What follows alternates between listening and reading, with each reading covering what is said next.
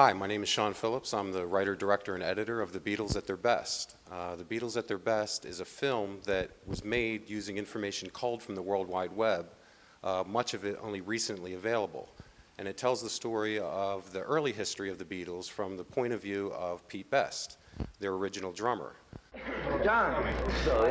John, I understand there's a suit pending against the Beatles by Peter Best, who claims to be a former member of the Beatles. Is that true? Was he once a former? I think he's had a few, but we don't bother with those. Pete initially in Liverpool was the most popular member of the Beatles, particularly with the girl fans. And whenever the Beatles used to appear, all the girls used to shout and scream for Pete. The Beatles sound was Pete Best's bass drum. All the drummers were copying him. Pete playing the bass drum was really loud. I mean, it was straight, boom, boom, straight forward all the time on the bass drum.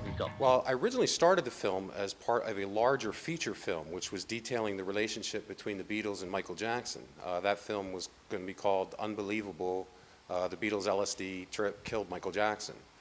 And during the process of researching that film, I learned more about the Pete Best story and realized that, wow, this is like its own story in itself.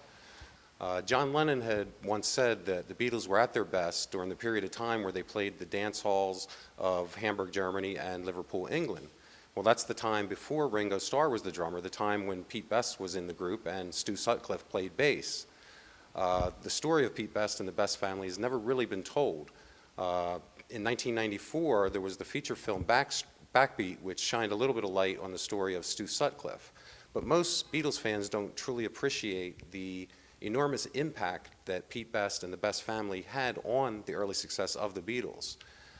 When Best started the group, they were basically a bum group that people weren't interested in.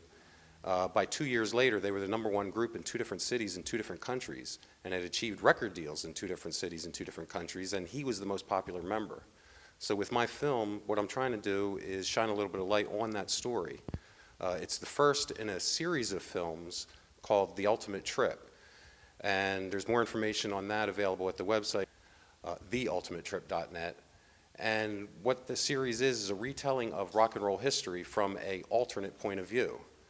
The Beatles at Their Best debuted at the New England Underground Film Festival, and its first New York showing will be in December here with the new Filmmakers New York screening.